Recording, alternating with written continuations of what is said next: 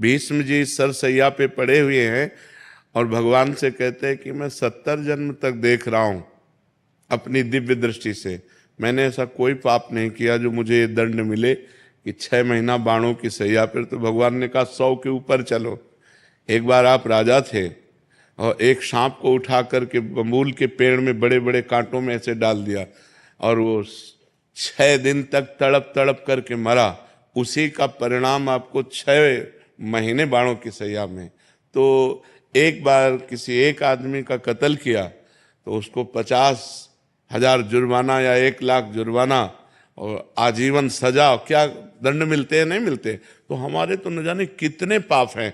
अब कौन ऐसा शरीरधारी है जो झूठ नहीं बोल रहा? कौन ऐसा शरीरधारी जिससे पाप नहीं हो रहा? ये तो बात कह देना कि हमसे तो कोई गलती ही नहीं हुई, हमसे तो कोई पाप ही नहीं हुआ, ये बिल्कुल हम अविवेकपूर्ण मानते हैं। नहीं, ऐसा नहीं है। हम सबसे गलतियां होती हैं और उसी भगवान के दरबार में अन्याय नहीं है, क्योंकि वहाँ किसी के गवाही की जरूरत नहीं है। उस सर्वव्यापी परमात्मा आपके हृदय में ही बैठा हुआ है।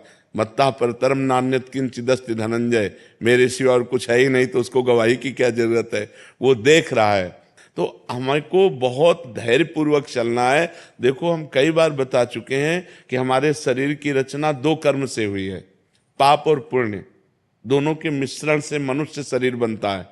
केवल पाप से यातना देह का निर्माण होता है जो नरक में मिलता है, केवल पुण्य से देव देह का निर्माण होता है जो स्वर्गलोक, महारलोक, जनोलोक, तपलोक, सत्यलोक आदि में।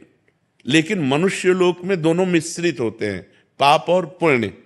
तो जिस अवस्था में जो हमें दुख मिलना है वो कर्म हमारे ऊपर लागू हो जाएगा। अगर पुण्य कर्म लागू है तो हमें सुखद अनुकूलता प्रशंसा मिलेगी, अगर पाप कर्म लागू है तो दुख प्रतिकूलता निंदा मिलेगी। वो हमारी वैसी बुद्धि हो जाएगी, जैसी हो भवतव्यता तैसी बने सहाय, आप ना आवे ताहि पे ताहि तहाँ ले जाए। अचानक आपसे ऐसी क्रिया बन जाएगी कि आपकी निंदा होगी, आपकी अवहेलना होगी। अचानक आपसे ऐसी क्रिया बन गई, दांव लग गया कि आपकी प्रशंसा होगी, आपकी जय जय हो जाएगी। वो पूर्व कर्मों का विधान चल रहा है। तो फिर मनुष्य जन्म में महानता क्या है? अब नवीन हमसे पाप ना होने पावे, अब नवीन कर्म हम ऐसे ऐसे समझ समझ के करें कि हमारी आगे की जो जन्म हो या आगे जो हमें मिले वो बहुत अच्छा ही हो, पाप कर्म नहीं होने चाहिए। अब हमसे गलती नहीं होनी चाहिए। अब लो नसानी अब नान सही हो। तो ये पक्की बात समझ लीजिए कि अपने कर्म को ही भोगना पड़ रहा है, इसमें बिल्कुल संशय न कीजिए कि मैंने तो पाप नहीं किया। किसने प्रश्न किया था? ईमानदारी से देखो सखी, वृंदावन में बैठी हो, ईमानदारी से जब से तुम्हें याद है तब से अब तक देखो, केवल इसी जन्म में क्या आपसे पाप नहीं हुई? क्या आपसे गलती नहीं हुई? आप विचार करके देखिए, हमसे पूर्व जन्म में कितनी गलतियां हो गई हैं, इतनी गलतियां हो गई कि भगवान ने कृपा करके मुझे मनुष्य शरीर दिया है। मेरे कर्म से मनुष्य शरीर नहीं मिला। कबहू का करी करुणा नर देहि, देत ईश बिन हेत सनेहि। अब भी भगवान की कृपा देखो कि आप साधु समागम में बैठी हो, आप वृंदावन आई हो, संत समाज में बैठी हो। अब मोहि भाव भरोस हनुमंता, बिनु हरि कृपा मिले नहीं संता। तो भगवान तो आपको दुलार ही कर रहे हैं, भगवान तो आपको कृपा ही कर रहे हैं। पर अब हमने गलती की है तो वो भोग तो हमें भोगने पड़ेगा। महाराज जी, इस जन्म का कब भोगना पड़ेगा? अगला। जब अभी जो वर्तमान में गलतियां, अगला। और ऐसा भी हो सकता है कि इसी जन्म में भी उसका दंड मिल जाए।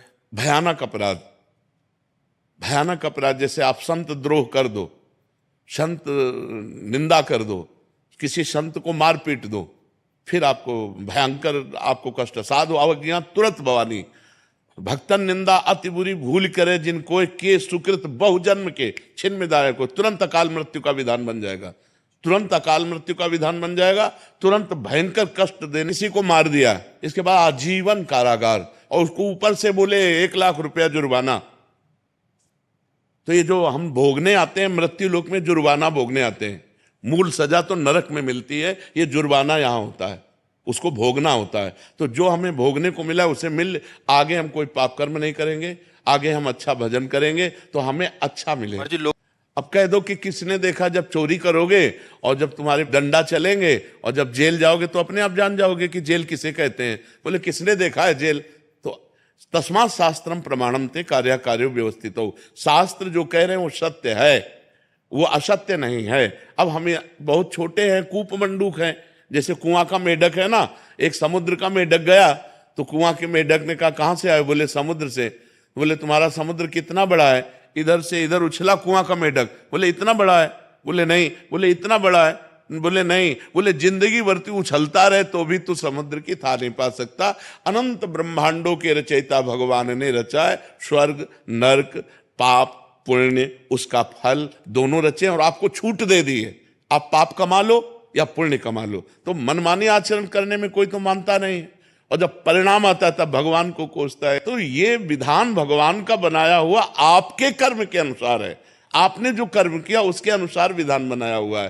को न काहू के सुख दुख कर दाता, निज कृत कर्म भोग सुन भ्राता। इसीलिए जो धर्मात्मा पुरुष होते हैं, शास्त्र को जानने वाले होते हैं, एक भी कदम गलत नहीं रखते। भाई मैं नहीं पाप कर्म नहीं करूंगा, तो मुझे मार डालो पाप कर्म नहीं करूंगा, चाहे जितना कष्ट दो मैं अधर्म नहीं करूं, क्योंकि जानते हैं कि अधर्म जो है ब्याज के ऊपर ब्याज लग करके ऐसा फलीभूत होगा कि हमारे पुरखा पानी पा जाएंगे भोगते भोगते। तो ये भगवान का गलती थोड़ी है कि यार एक को तो इतनी सुख सुविधा दे दी, एक को इतनी दुख दुविधा दे दी। नहीं, दोनों के कर्म हैं। उसने कर्म किया उस जगह पहुंच गया, उसने कर्म किया इस जगह पहुंच गया। एक बार राजसूय यज्ञ में एक चीटा एक दाना लेकर के चावल का, और एक टांग टूटी हुई थी, 3 टांगों से बड़ी मेहनत से चल रहा था।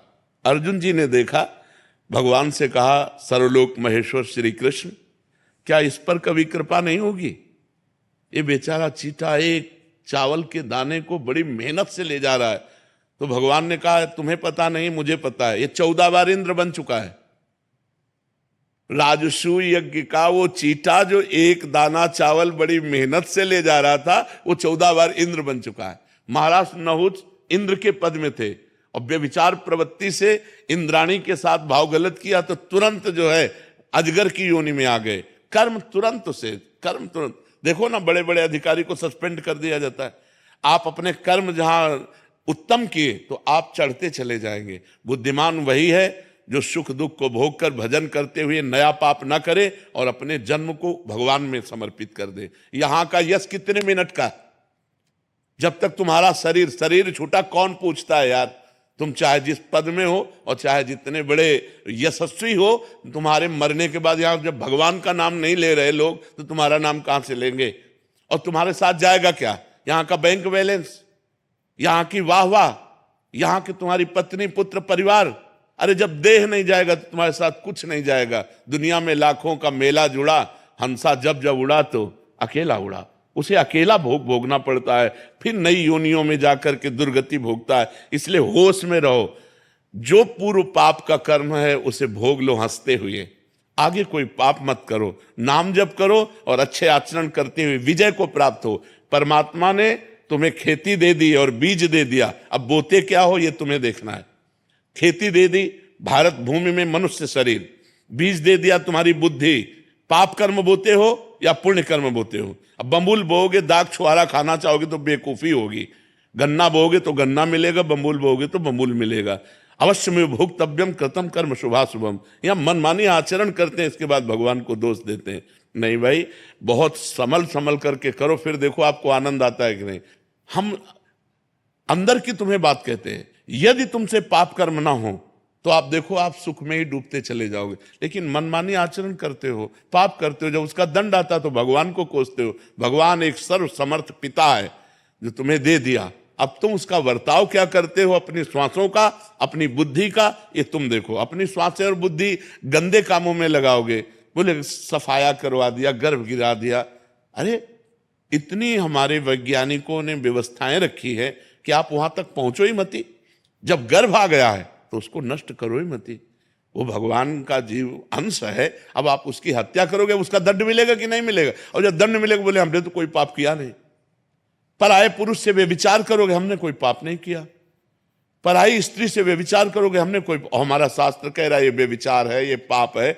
जिस स्त्री को स्वीकार करे आजीवन उसी पर ही अपने जीवन को निर्धारित रखे, किसी दूसरी स्त्री से सहवास न करे। एक स्त्री जिस पति को स्वीकार करे उसे भगवान मान करके आजीवन निर्वाह करे। ये हमारे भारत की पद्धति है। हमने कभी डिवोर्स नहीं सुना पीछे, ये अभी चला है ये जो गर्लफ्रेंड बॉयफ्रेंड इन्हीं के बाद ये चला है। नहीं, हमने कभी डिवोर्स नहीं सुना। हम अपने बचपन में कभी ये नहीं सुना कि उनकी पत्नी ने उनको डिवोर्स दे दिया या उनके पति ने, कभी नहीं। आजीवन संबंध निर्वाह करना, ये हमारे भारत की पद्धति है। भारत है, विदेश नहीं है कि आज इसके संग कल उसके संग, ये नहीं। यहाँ धर्म की मर्यादा है।